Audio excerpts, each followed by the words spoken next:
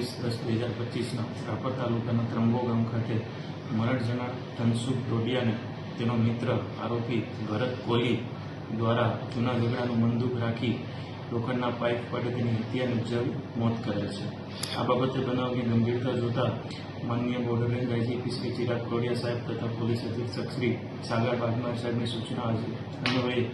જિલ્લાની અલગ અલગ એલસીબી એસઓજીની ટીમ બનાવી લોકલ પોલીસ સ્ટેશન ડિવિઝનની ટીમ બનાવી આરોપીને રાઉન્ડ અપ કરેલ છે।